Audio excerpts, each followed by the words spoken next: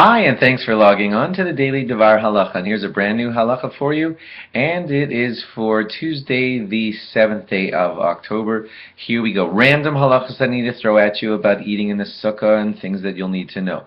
We, the rabbis, instituted for all of us that we make brachos of leishev basukkah specifically when we eat in the sukkah. In other words, I'm trying to say to you that if you go into the sukkah to learn some Torah, or you go into the sukkah to take a nap or anything like that, which is all good to do, but we didn't institute the bracha of leishev basukkah except on moments like when you sit down to have a meal.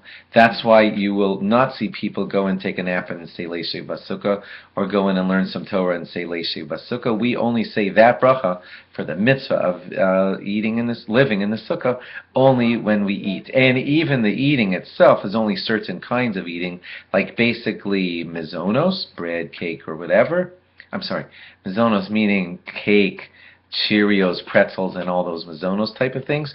Or, of course, when you eat a bread meal, those two would be the kind of eatings that would get a leishev basukkah said before them. If you go into the sukkah to have a fruit snack or to have a drink, then we do not say leishev basukkah for that eating.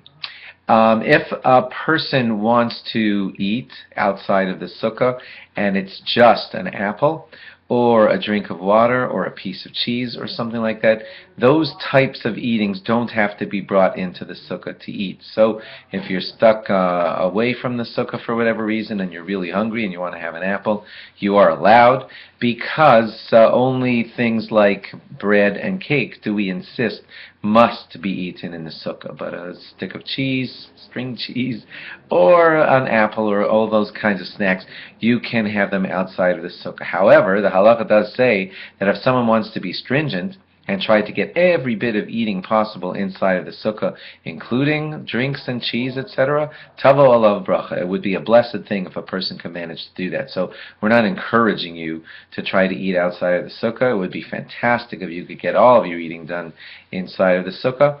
But we only insist on it for mizonos and bread. If it is raining on you very hard, or at least to the point where it's making you uncomfortable in the sukkah, you are allowed to go inside. We did, though, tell you that on the first night of sukkahs, we're extra strict, and we try to eat in there no matter what, or at least wait until the rain stops, because it is that important to try to eat in the sukkah on the first night. Little thing that I want you to know about that not everyone knows.